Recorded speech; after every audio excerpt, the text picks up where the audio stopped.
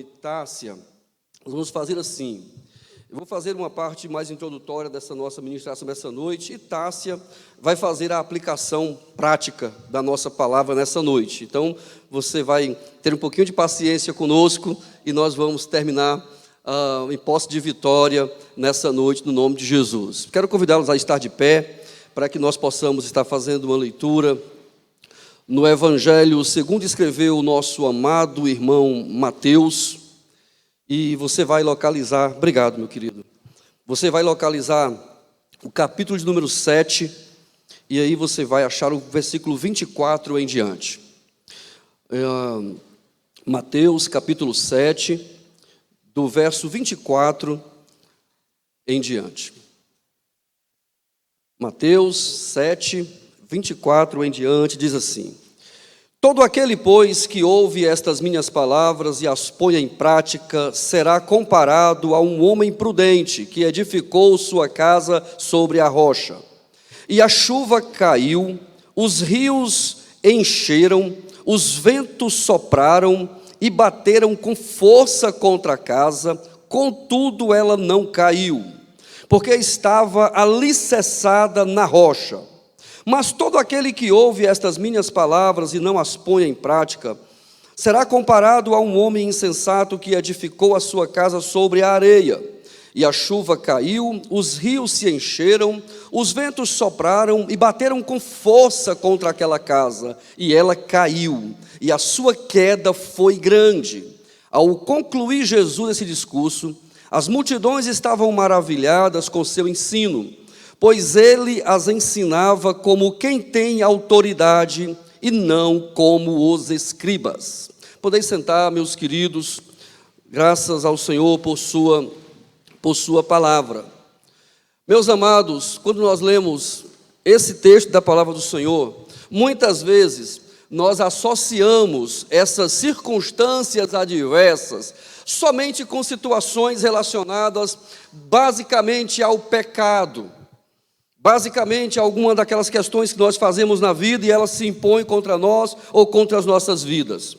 Nós descobrimos isso, que a nossa casa estava alicerçada sobre a rocha, quando nós enfrentamos uma grande adversidade em nossas vidas. E a partir desse dia, nós descobrimos que, na verdade, as adversidades são democráticas, pastor André. O infortúnio é muito democrático.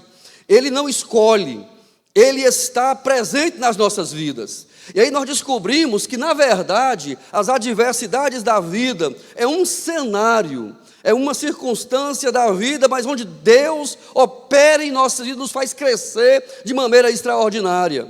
Quando nós olhamos esse texto por esta perspectiva, nós descobrimos 3 questões que são muito básicas para a vida de todos nós, enquanto filhos de Deus. Independente de qualquer coisa, porque as circunstâncias, ou o dia mau, ou o dia da adversidade, ele chega às nossas portas. Você não precisa colocar aviso, você não precisa colocar na mídia, ela vai chegar. A grande questão é: a nossa casa está alicerçada ou não sobre a rocha? E aí, nós saímos do discurso e nós descobrimos isso, irmãos. Nós aprendemos isso. Nós descobrimos que, quando nós enfrentamos isso, essa verdade, essa perspectiva, para nós, ela teve um significado diferente. Aí nós aprendemos, basicamente, 3 questões básicas para a nossa vida, para a nossa família, nesse texto. Em primeiro lugar, confie de forma inabalável no Senhor. Quando chega a adversidade, confie de forma inabalável no Senhor. Meus queridos, olha o tempo que nós estamos vivendo. Ninguém pediu pandemia. Ninguém fez um registro histórico para dizer que no ano passado nós teríamos uma coisa trágica dessa natureza, mas chegou.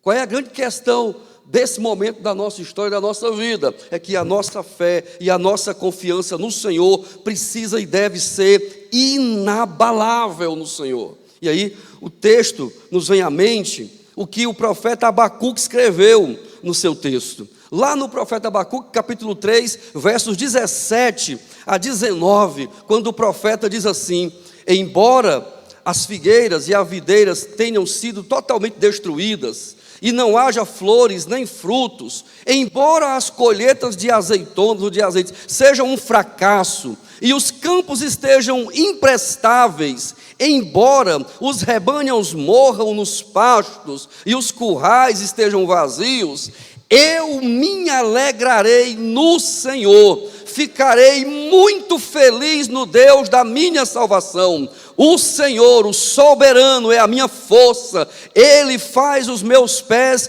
como os da corça e me guia em segurança por sobre as montanhas. Escute, uma coisa é nós lermos esse texto quando as perspectivas da vida estão todas favoráveis. Mas não é nesse contexto que Abacuque escreve esse texto. Abacuque escreve esse texto no contexto da adversidade. As adversidades para a igreja, para o povo de Deus, para os cristãos, não é, escute meus irmãos, não é uma coisa aleatória, sobre o tempo e no espaço. Deus sabe que elas estão aí, Deus sabe que elas existirão, mas escute, a mão da graça e a mão da providência nos sustenta e nos conduz e nos faz caminhar nas alturas. Para isso, nós precisamos compreender que se a nossa casa, e aí eu uso aqui o termo casa, não para me relacionar somente à nossa casa física, a nossa casa material feita de alvenaria, mas o lar que nós estamos edificando, que cada um de nós estamos edificando. Confiança de forma inabalável no Senhor é um requisito primordial para que nós possamos enfrentar as adversidades da vida. É um recurso que a palavra nos dá para que nós possamos continuar caminhando, servindo a Deus, servindo sem precisar dar explicações lógicas daquilo que estará acontecendo, daquilo que nós não entendemos e que não compreendemos. Mas Deus, na sua graça, na sua soberania e na sua imensa sabedoria, nos conduz como crentes, como família do Senhor, que está com a sua vida, com a sua casa edificada sobre a rocha, para que nós possamos enfrentar os dias que estão por vir. Em segundo lugar, além de uma confiança de forma inabalável no Senhor, nós precisamos ter uma alegria no Senhor a despeito das circunstâncias. E aqui é um grande desafio para todos nós, nos alegrar no Senhor quando as coisas não estão bem, quando as situações não vão bem, arrancar um sentimento de alegria no Senhor quando tudo diz ao contrário, quando tudo ao nosso redor. O texto que nós lemos, escute, o texto está dizendo que a casa está alicerçada sobre a rocha, ela não está isenta, ela não está imune de receber os açoites, as adversidades, as coisas que acontecem no circunstancial. Os ventos baterão sobre ela, os rios podem chegar sobre ela, mas ela está sobre a rocha, ela não vai sucumbir, porque ela está alicerçada sobre a rocha. Meus queridos, Deus tem nos dado nesses dias uma rica oportunidade de mostrarmos ao mundo, para o contexto em que nós vivemos, um evangelho que está para além das circunstâncias. O evangelho que está para além daquilo que os nossos olhos podem ver. O evangelho que nos faz ver além, que nos faz ver aquilo que está além das circunstâncias. As circunstâncias podem ser difíceis, contrárias, adversas, mas escute, Deus nos chama e nos convida a vivermos de forma alegre, de forma contente, de termos um contentamento que ele não está circunscrito às circunstâncias que batem às nossas portas. A nossa alegria, ela está no Senhor. A nossa esperança, ela está no Senhor. Deus tem nos dado nesse tempo, dado à igreja, uma oportunidade sem igual, de dizer à sociedade que nós estamos vivendo, que há esperança, que há dias melhores, que há um novo tempo no Senhor, porque é assim que a palavra nos ensina. Por isso que nós precisamos desfrutar dessa alegria a despeito das circunstâncias e das adversidades. Como diz o texto de Mateus, os ventos vão soprar e vão bater com força, não é? É com força, vão bater com força. Se eu pedir para você levantar a mão, dizer quantos de nós, nesses últimos 1 ano e 8 meses, de quantas adversidades, quantas circunstâncias adversas nós enfrentamos, nossas mãos, as duas estariam levantadas, as duas estariam levantadas. A nossa vida não pode ser regida sem a perspectiva de esperança. Por isso que quando Jeremias escreve em Lamentações, capítulo 3, verso 29, ele diz: eu quero trazer à memória aquilo que me dá esperança. Está tudo caindo ao meu redor. Era assim que estava em Jerusalém. Mas eu quero lembrar, eu quero focar a minha mente, a minha cabeça naquilo que me dá esperança. Escute, igreja do Senhor, o que dá esperança à igreja do Senhor hoje é a real presença do Senhor no meio do seu povo, no meio da sua igreja, nos sustentando, nos amparando, nos confortando, nos consolando, enxugando nossas lágrimas, confortando nosso coração, renovando nossa alegria, nossa confiança para sairmos todos os dias, para trabalharmos, para estudarmos, para cultuarmos ao Senhor, para além das circunstâncias que estão postas, porque elas vão chegar. Nós não precisamos pedir, nós não precisamos fazer nada para que elas cheguem, porque elas vão chegar, elas chegarão. Elas baterão as nossas portas, mas as nossas vidas, as nossas famílias, as nossas casas, elas estarão alicerçadas sobre a rocha que é o Senhor. E elas podem até sucumbir, mas elas não cairão. Elas não cairão. Em terceiro lugar, nós precisamos, meus amados irmãos, fazer do Senhor a nossa fortaleza. Precisamos fazer do Senhor a nossa fortaleza. Ele é a nossa fortaleza, Ele é o nosso castelo forte, Ele é o nosso refúgio. Quando as coisas sucumbirem ao nosso redor, o Senhor é a nossa fortaleza. É para lá que nós corremos, é lá que nos refugiamos, é lá que nós estamos. Irmãos, o mundo todo está de cabeça para baixo. Todo dia é um negócio novo, diferente.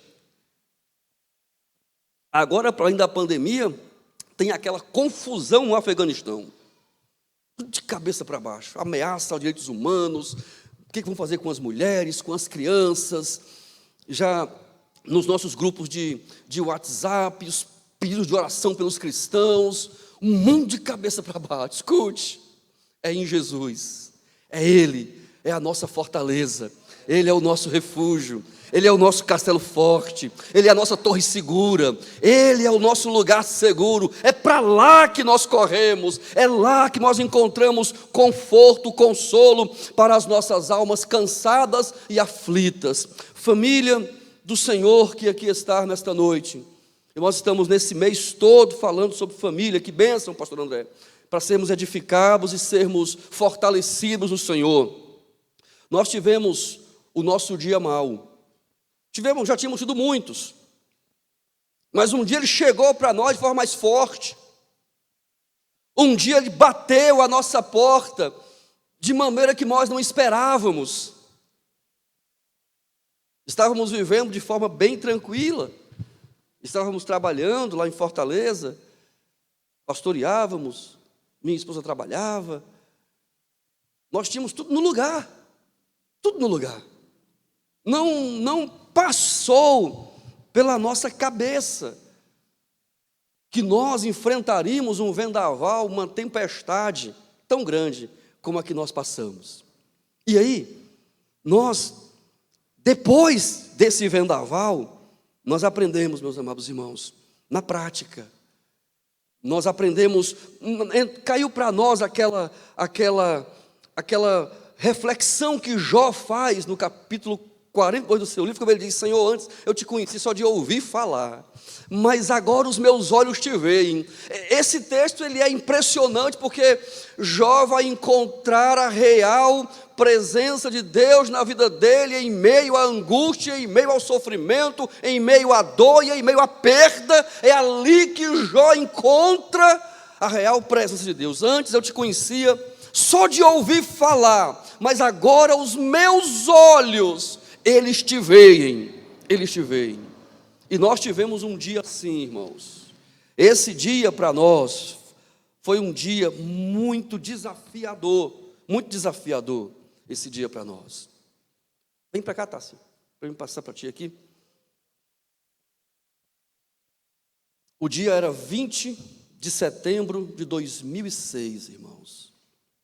Foi um dia em que o vento, foi um dia em que o rio, foi um dia em que o vendaval soprou mais forte na nossa história e na nossa vida.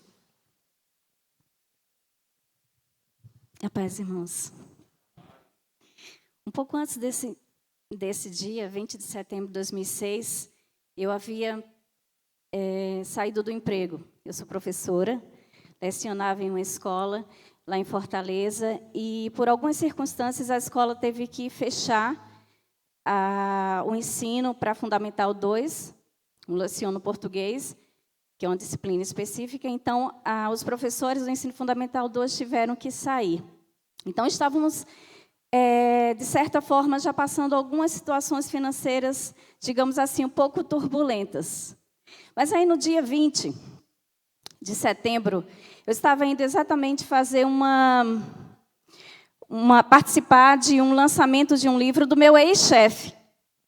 Eu havia saído da escola, mas ele tinha pedido para eu fazer a revisão do livro que ele ia lançar. E lá eu comecei a sentir algumas dores na coluna.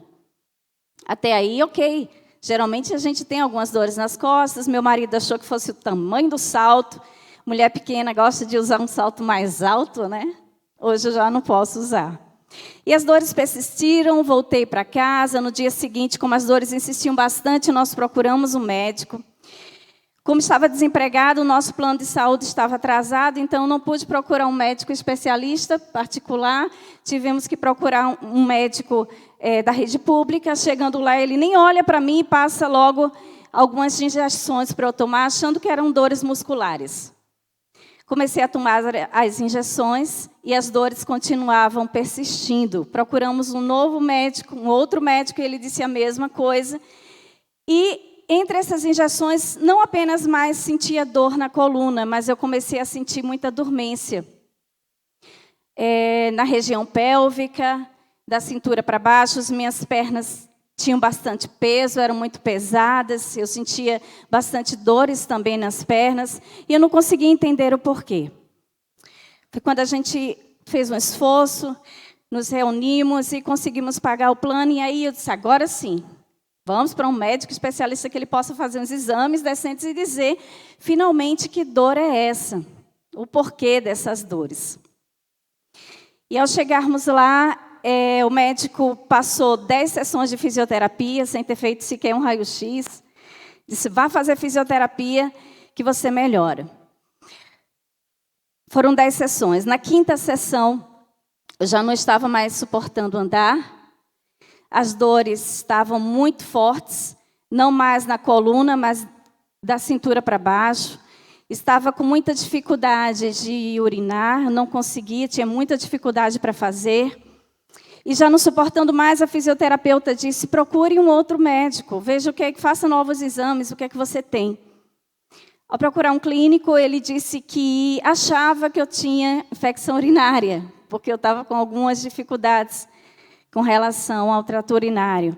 Passou alguns medicamentos, e como eu falei para ele, relatei que estava com uma dormência na área pélvica, ele disse, então procura um ginecologista. E começou a nossa peregrinação de médico em médico para tentar descobrir. Enquanto isso, as dores cada vez mais aumentavam, cada vez mais ficavam mais intensas e começavam a ter outros sintomas também. O ginecologista olhou para mim, me examinou, disse que ginecologicamente eu estava bem, que não havia problema nenhum, mas que eu procurasse um neurologista. Até então, eu pensei que neurologista cuidasse de cabeça, eu não conseguia entender direito por quê, mas fui procurar um neurologista. Ao chegar lá, o médico fez os exames clínicos e passou uma ressonância magnética para que a gente fizesse. Ao fazer a ressonância, retornei ao médico, e ele, a essa altura, nós suspeitávamos que eu estivesse com hérnia de disco, por causa das dormências, por causa das dores. E ele disse que não era hérnia de disco, que não poderia mais fazer nada por mim, que eu procurasse com urgência um neurocirurgião, que era caso de cirurgia. O plano de saúde se negou a pagar o neurocirurgião e começou nossa luta, né, contra o tempo, contra o plano, porque a essa altura eu já não conseguia mais andar, tinha muita dificuldade para andar, as dores estavam cada vez mais intensas, a sensação que eu tinha nas pernas eram de dores como se estivessem enfiando facas. Para eu tomar banho, eu tinha que ir mais de uma pessoa, porque o toque da água, quando a água batia na minha pele, era uma dor imensa. O médico passou alguns medicamentos para eu tomar, alguns corticoides, eu tomava uns 3 por dia, mas eles já não estavam mais fazendo efeito, e todos os dias eu era levada para o hospital para que eles me dessem morfina, para eu tentar suportar um pouco mais a dor. Certa vez minha bexiga encheu tanto que eu cheguei a desmaiar. Eu tinha que ir para o hospital para que eles retirassem as fezes, tinha que ir para o hospital para que eles retirassem a urina. Estava numa cadeira de rodas, porque não conseguia mais andar, tamanhas dores, que eram insuportáveis. Certa vez cheguei a me despedir do meu marido e dizer que Deus já estava me chamando de volta para a glória. Nós procuramos o médico, ele disse que eu tinha que fazer a cirurgia com urgência, mas não tínhamos como fazer essa cirurgia. Ela era muito cara. Não sabíamos, na verdade, o que nós tínhamos. Ao recebermos o resultado da ressonância e levarmos para o médico, para um outro neurocirurgião, ele olhou para a ressonância e disse: nós temos que fazer uma cirurgia com urgência.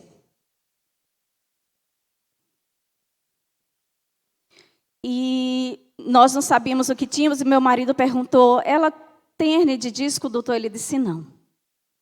Ela tem um tumor na medula. Na medula óssea que passa na coluna. E pela ressonância, pode ser que seja mais de um tumor, pode ser que o tumor já esteja enraizado, porque ele conseguia verificar em 2 áreas da minha medula, que era na região torácica e também na região lombar. E ele disse: nós vamos ter que fazer uma cirurgia com urgência, talvez eu abra e simplesmente feche. Mas se eu fizer a cirurgia, certamente ela vai ficar paraplégica. Mas se eu não fizer, ela vai morrer.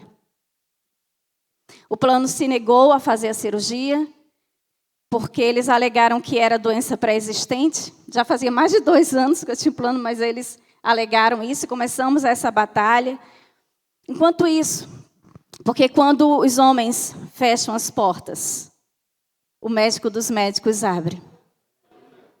E ele age de maneira que a gente não consegue entender.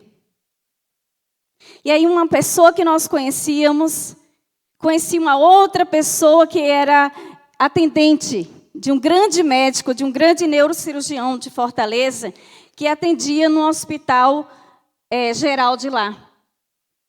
Era muito difícil conseguir uma vaga para esse homem, mas ela disse: eu vou falar com ele, eu sou atendente dele, vou ver se ele consegue te atender. Chegando lá, ele olha a ressonância, me examina, chama a equipe médica, conversa um pouco e fica: mas que coisa. E olha para mim e disse: Tássia, eu não vou poder fazer sua cirurgia, porque eu só faço cirurgia de cabeça, e o seu problema é na medula. Mas eu vou mandar um bilhete para um colega meu aqui do hospital, que ele é o chefe da neurocirurgia geral do hospital, para ver se ele te atende. Para conseguir uma vaga com esse homem, irmãos, a gente passava mais de 1 ano na fila. E naquele mesmo dia, aquele homem que tinha a fama de um coração tão duro, ele me atendeu. Ele olhou para mim, disse que de fato precisava fazer uma cirurgia com urgência. Disse que provavelmente eu iria ficar sem andar, devido à localização. Mas que se eu não fizesse, eu não iria suportar. E ele disse, olha, a tua cirurgia é tão delicada que eu vou precisar de uma microcâmera. Mas só existem 2 hospitais aqui em Fortaleza que tem essa microcâmera para fazer sua cirurgia. Uma é o Hospital Geral. Você vai ficar na fila, só vai ter vaga para mais de 1 mês. E você não vai suportar. E tem o outro hospital, que é o Prontocard, um hospital particular, que é especializado em cirurgias da coluna, do coração, lá em Fortaleza. O meu plano não tinha nenhuma relação com esse hospital. E ele disse, só esse outro hospital que também tem a microcâmera, que é o equipamento necessário para que eu possa visualizar melhor onde está o tumor e retirar. E ele olhou para mim, e eu tenho certeza que o meu Deus usou poderosamente aquele homem. Ele não me conhecia. E ele olhou para mim e disse, eu vou fazer algo por você, menina. Eu também opero, eu sou também cirurgião lá no Prontocard.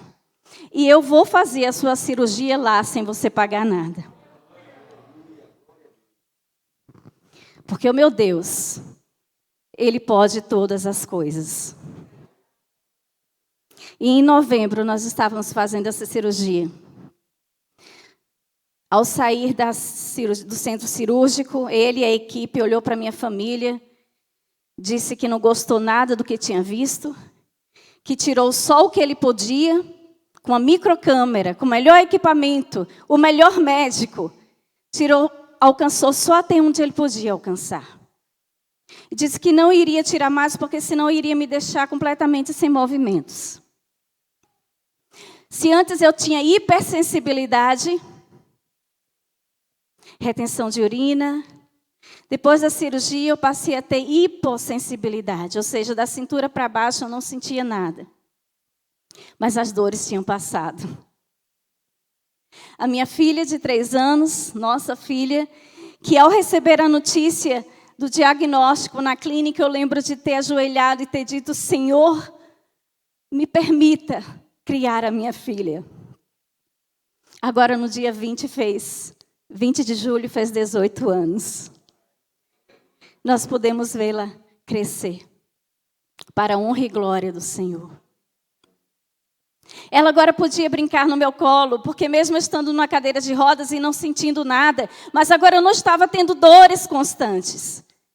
E ela que todas as vezes que tentava se aproximar de mim, as pessoas tiravam ela, afastavam, que isso era a dor maior que eu podia sentir. Mas o que as dores físicas era olhar para minha filha e não poder mais tocá-la, não poder mais abraçá-la. E poder agora, mesmo estando numa cadeira de rodas, sem movimentos, sem sentir nada, poder tê-la no meu colo, poder tê-la nos meus braços, era um grande milagre e uma oportunidade tremenda que Deus havia me dado. Antes eu tinha que ser socorrida para o hospital para poder retirar a minha urina. Depois da cirurgia, eu não conseguia ter controle na bexiga. Tive que voltar a usar fraldas. Tive que tomar medicamentos, porque a minha bexiga ela era neurogênica. Meu intestino, ele também precisa de medicamentos para funcionar. E eu passei a ter insensibilidade pélvica também. E tivemos que viver. O médico colheu o material, mandou para a biópsia. E tinha certeza absoluta, e já estava marcando radioterapia, quimioterapia. 10 dias depois, nós voltamos, levamos o material para ele, o resultado. E ele olhava para o resultado, olhava para a atendente dele, olhava para o meu marido e questionava, você levou realmente aquilo ali que eu te dei? Levei, doutor. Ele disse, olha, eu não sei, mas pelo que está dizendo aqui, ela não vai precisar fazer radioquimioterapia, não. Ao chegarmos em casa, meu marido perguntou se nós viríamos para Campina, porque nesse intervalo ele havia recebido o convite de pastorear uma igreja em Campina Grande. Imagina, nessa turbulência. Nós queríamos ir para uma igreja para ajudarmos, e não para nós precisarmos de ajuda. Como é que eu iria para a igreja naquela situação? Mas eu tinha feito um voto com Deus e tinha dito, Senhor, se eu não precisar fazer radioterapia, é a tua voz dizendo que tu queres que nós possamos ir para lá. O meu marido havia falado a mesma coisa com Deus e a gente não tinha conversado. E quando ele me perguntou, e agora? Eu disse assim, qual foi o seu propósito com Deus? Quando ele me falou, eu disse, olha, eu não sei como é que vai ser. Eu ainda estava numa cadeira de rodas, mas nós vamos atender a voz de Deus. Nós vamos a Campina Grande, arruma as malas, vamos para lá. Em 2007, janeiro, estávamos entrando naquele templo, eu numa cadeira de rodas, os pastores impondo as mãos sobre as nossas vidas. Mas nós estávamos louvando a Deus por podermos servi-lo ainda mais. Porque Ele tem um propósito em nossas vidas, em todas as coisas. Vivenciamos muitos momentos difíceis. Muitos momentos difíceis.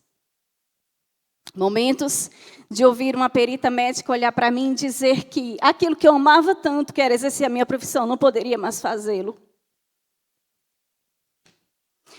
Nós vivemos momentos em que, por causa da bexiga neurogênica, eu acordava, sabe, como um bebê. E meu marido levantava, segurava na minha mão e dizia, nós vamos passar por isso juntos. Do jeito que eu tive que reaprender, usar alguns equipamentos e tomar medicamentos para ajudar com relação à questão da bexiga neurogênica, nós tivemos também que reaprender a nossa relação sexual. Porque por causa da dormência, tivemos que reaprender, mas fizemos isso juntos. Sabe? Quando nós dissemos lá no altar, que na alegria ou na tristeza, na saúde ou na doença, até que a morte nos separe. Nós não fizemos um voto apenas um para o outro. Nós fizemos aquele voto sobretudo para Deus. E mesmo em meio à doença, à enfermidade, aos momentos de fartura, aos momentos de escassez, como disse o apóstolo Paulo, tudo posso naquele que me fortalece. Posso todas as coisas, inclusive esses momentos difíceis, inclusive essas adversidades. O Senhor sempre esteve presente conosco e a sua mão sempre esteve sobre as nossas vidas. Um tempo aqui em Campina Grande, fizemos novamente a ressonância e o neurologista, a fisioterapeuta falou, olha, pelo que está aqui, está voltando a crescer. Procuramos um neurologista, disse, está voltando a crescer. Procura um neurocirurgião. O resíduo tumoral que o médico disse que não tirou tudo, porque senão iria me deixar completamente paralisada, justamente onde a microcâmera, nem com a microcâmera ele poderia alcançar, estava voltando a crescer. Naquele dia, meu marido foi me pegar na fisioterapia e ele disse, nós vamos passar por isso juntos. Fui chamada no Sara Kubitschek, um hospital, já tinha feito a inscrição lá, e é difícil conseguir uma vaga para o Sara, mas eles me chamaram nessa mesma época que recebemos esse diagnóstico. Fui para o Sara passar uma semana, acabei passando 5 semanas lá, com a ressonância. 2 semanas que eu estava lá, eu fiz uma outra ressonância. O neurologista olhou para a ressonância que eu tinha levado, ele disse, de fato, pelo que está dizendo aqui, nós conseguimos visualizar resíduo tumoral e nessa área realmente mais delicada, que é da lombar. Fui fazer a ressonância e a técnica olhou para mim e disse, olha que eu já estou acostumada com isso, é um hospital especializado em reabilitação física, mas eu não consigo entender. A essa altura eu tinha conseguido já entrar na sala para fazer a ressonância já com o andador. E ela disse, eu percebo que existe realmente a cicatriz, que a medula foi mexida, a medula não se regenera, e eu não consigo entender como é que você consegue entrar aqui assim. Você é muito especial. Na segunda-feira eu recebi, lá em Fortaleza, no Sara Kubitschek, o resultado do exame. O médico vem até mim com um sorriso, e eu disse, aí, doutor, o tumor parou de crescer? E ele olhou para mim e disse, não existe mais resíduo tumoral algum. Porque onde a mão do melhor especialista de Fortaleza, com o melhor equipamento, não pôde alcançar, a mão do meu Deus, do médico dos médicos, alcançou. E ele fez aquilo que o homem não pôde fazer. Ele continua sendo Deus. Como a medula não regenera, com o tempo eu passei a andar. Com o tempo eu passei a andar, saí da cadeira de rodas, fui para o andador, fui para a bengala. Mas ainda tem algumas sequelas. E eu ficava, às vezes, me questionando, Senhor, se tu tivesses o poder de fazer o mais difícil, por que tu não tiras essas sequelas? Eu uso medicamento para bexiga. Minha bexiga ela é neurogênica, como já falei. Ela funciona como flácida ou espástica. Ou seja, eu preciso de medicamento tanto para controlar, porque ela faz muito exercíciozinho sozinha, por conta própria, quanto também para conseguir esvaziar. Hoje eu uso sonda, algumas vezes no dia. Sonda vesical intermitente. Tenho dormência da cintura para baixo. Tenho muitas dores neuropáticas, principalmente nos pés. Ou seja, meus pés ficam constantemente queimando e dormentes, como se eu tivesse... Sabe quando você fica formigando o pé? Eu sinto isso todos os dias, todos os minutos, todos os segundos, inclusive nesse momento. Mas isso nunca me impediu de dizer ao Senhor que o salmista lá no Salmo 30 diz, Senhor, eu te louvarei enquanto eu viver. E eu ficava, mas como eu vou testemunhar, como eu vou falar se eu ainda tenho essas sequelas? Eu uso uma órtese para levantar os meus pés, porque senão eu posso tropeçar e cair. Meu pé, ele não faz esse movimento, esse pé direito. E indo ao trabalho, na época eu trabalhava em Queimadas, e pensando comigo mesma, dizem que quando Deus faz, Ele faz completo, e Ele faz a obra completa, e eu não vou testemunhar, não vou compartilhar, por que está acontecendo isso? Algumas pessoas começaram a se aproximar de mim na parada do ônibus e perguntavam, tão jovenzinha, o que foi isso? Foi acidente de moto? Que em Campina usa muito moto, né? Eu dizia, não, foi não. E rapidamente, enquanto o ônibus chegava, eu conseguia testemunhar um pouco do que havia acontecido comigo. E essas pessoas olhavam para mim e diziam, como Deus é bom. Como Deus é maravilhoso. E eu dizia para elas, o meu Deus que operou lá no Antigo Testamento, que operou no Novo Testamento, Ele também opera nas nossas vidas. Ele fez isso na minha vida e Ele pode fazer na sua vida também. Ele fez isso na minha família e Ele pode fazer na tua família também. E aí as pessoas diziam, como Deus é bom. Como Ele é real. E aí Deus bradou ao meu coração. Isso aí na tua vida é para que o meu nome seja glorificado. Porque quando as pessoas me olhavam, elas perguntavam e eu tinha que testemunhar. Então, o nome do Senhor, desde então, tem sido glorificado dia após dia. E eu não me canso de dizer o quanto que Ele é maravilhoso em nossas vidas. Assim como Sadraque, Mesaque e Abednego, ao serem lançados na fornalha, eles disseram, olha, rei, se o nosso Deus, se o meu Deus quiser, Ele pode me tirar de lá. Mas ainda assim, se Ele não o fizer, nós não vamos nos prostrar diante dessa estátua, não. Nós só vamos adorar a Deus. O meu Deus, se Ele quiser, Ele pode tirar todas essas sequelas, todas essas dores, toda essa dormência. Mas, mesmo que Ele não queira, porque Ele é soberano, eu continuarei louvando ao meu Deus enquanto eu viver. Eu e minha casa continuaremos louvando e servindo ao nosso Deus enquanto eu viver. Dificuldades, nãos, nós enfrentamos muitos. Quando eu ouvi daquela médica perita que eu não poderia mais voltar a exercer a minha profissão, as minhas lágrimas só fizeram descer. E na mesma época apareceu o concurso de queimadas. Eu estudei, passei em primeiro lugar. E eu cheguei naquela sala de aula e pude testemunhar para os meus alunos.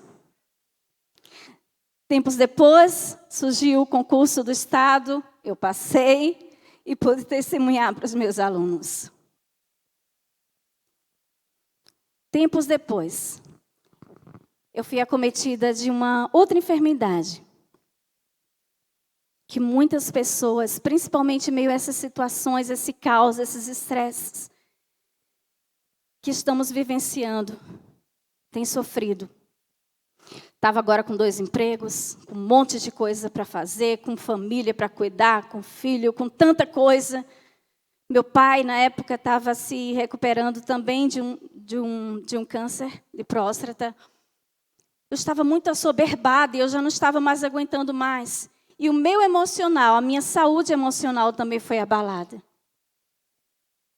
E eu passei a ter transtorno de ansiedade. Ao ponto daquilo que eu ansiava tanto, que era trabalhar, que eu gostava da minha profissão, chegava lá no trabalho e eu não conseguia exercer, porque eu chorava.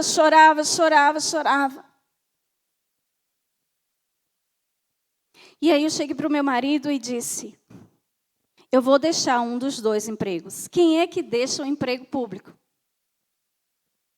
E eu disse, eu não sei como é que vai ser. Não sei como é que vai ser futuramente, mas eu vou deixar um deles. E ele disse, pode deixar. Porque eu disse, eu vou buscar o que é que é primordial, o que é mais importante nas nossas vidas. Eu vou priorizar a nossa família, a nossa igreja, a minha saúde. Eu vou ter que precisar cuidar um pouco mais de mim.